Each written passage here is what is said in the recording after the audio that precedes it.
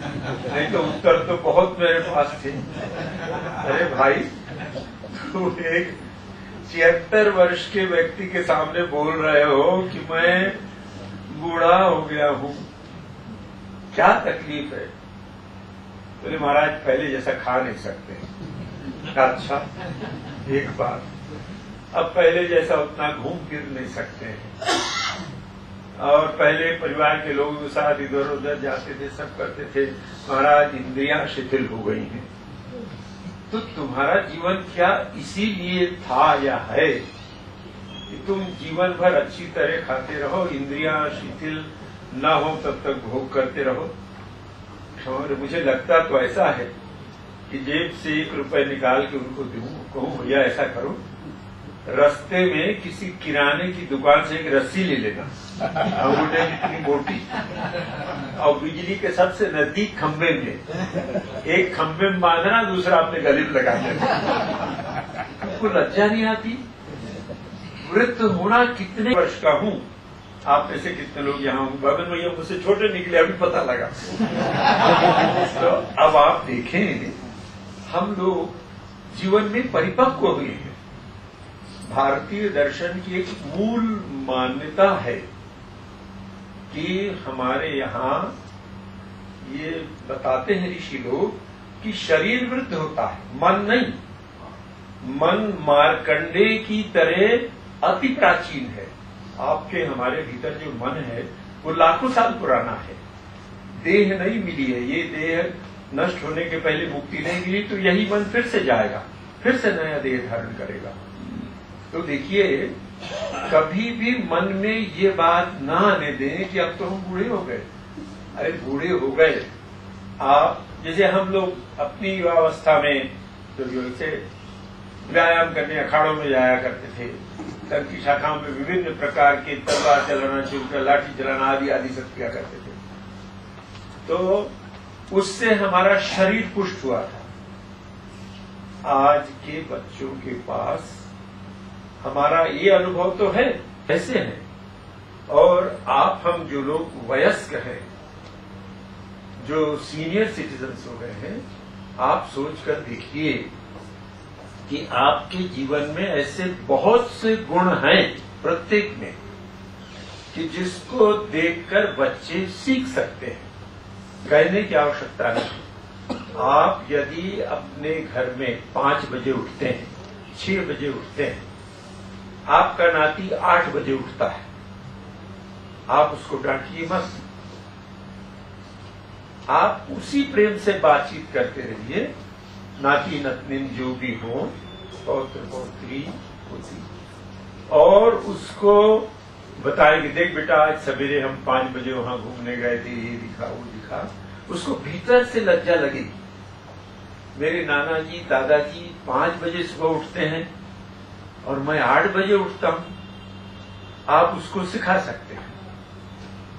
आप जितनी व्यवस्था घर में उसके अनुसार, मान लीजिए आप 8 बजे नाश्ता करते हैं, तो जब आपके घर के लोग, आपकी पतोहू, आपका पुत्र, मेहमान जो भी हो, वो ये देखेंगे कि 8 बजे हमारे नाना जी दादाजी चाचा जी ठीक नाश्ते के लिए डाइनिंग टेबल में बैठे हैं। आप पुकार, अरे कहाँ गया, देख तेरा नाश्ता ठंडा हो रहा है, कहाँ घूम रहा है।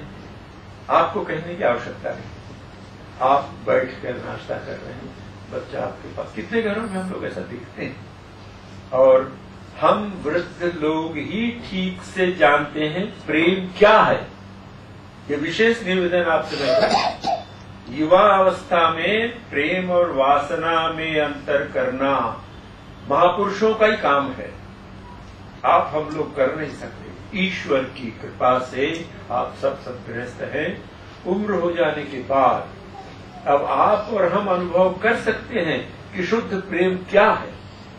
कैसे आप अपनी पुत्री को भी जो गई है, वो जब आपके पास अब आती है और जब 3 बरस की थी और आज 30 बरस की है, अपना आप एनालिसिस करके देखें तो जो वात्सल्य अभी आपके मन में जागा है वो उस समय उतना परिपक्व नहीं था। तो वृद्ध होना बिल्कुल लज्जा की बात नहीं, ये गर्व की बात है।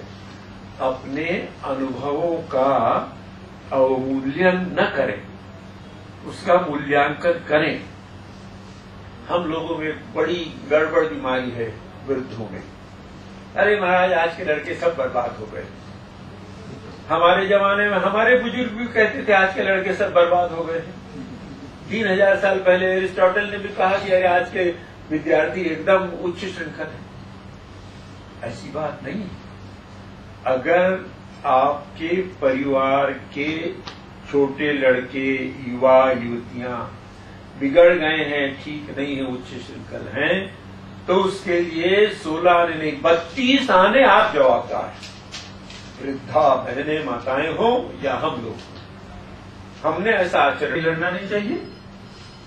तो अपने व्यवहार से अब देखिए, आपके हमारे पास जीवन का अनुभव है और छोटे जो लोग हैं उनके पास पुस्तक पढ़ा हुआ अनुभव है। एक बहुत बड़ी बात सिखा सकते हैं और उससे परिवार का लाभ होगा। मैंने हमारे बहुत वरिष्ठ सन्यासियों से सुना, आदेश पाया, उन्होंने कहा कि बेटा सुनना सीखो और प्रेम से सुनो। क्या महाराज क्यों? देखो दुनिया जल रही है, बेचारे गृहस्थ लोग ऐसे भी जो गृहस्थ इतने कष्ट में है, भीतर से मानसिक कष्ट में, कोई किसी की बात सुनने को तैयार नहीं। तुम सहानुभूति से सुनो। तुम सन्यासी हो, तुम्हारे पास पदार्थ की दृष्टि से, धन की दृष्टि से देने को कुछ भी नहीं, पर प्रेम से बात सुनो कि अच्छा आओ बेटा बैठो, हम बाबा जी हम डाइवोर्स कर लेंगे, बहुत अच्छी बात है, कर लेना बेटा, आओ बैठो। कई ऐसी घटनाएं यहाँ हुई। दोनों बच्चियों को, लड़के लड़कियों को बुलाया, समय लगा, महीने 2 महीने 4 महीने, आओ बेटा बैठो, कहाँ क्या तकलीफ है। बाबा जी हमको बिल्कुल समझते नहीं, दादाजी हमको बिल्कुल समझते नहीं। मतलब मेरी नजदीक तू उसको समझ गई है क्या? मुझे सूची बना के तू देख क्या क्या तू उसको समझी, तो हड़बड़ा जाती है। लड़के से कहता हूं तो मेरी बात नहीं मानती, तू कितनी नाती है, हमारी नाती। तो उनको लगता है कि एक ऐसी जगह जहां हम सब कुछ कह सकते हैं। आपको आस्था अर्जित करने में समय लगेगा, पर जीवन में वो लोग धन्य है जिनको ऐसा कोई व्यक्ति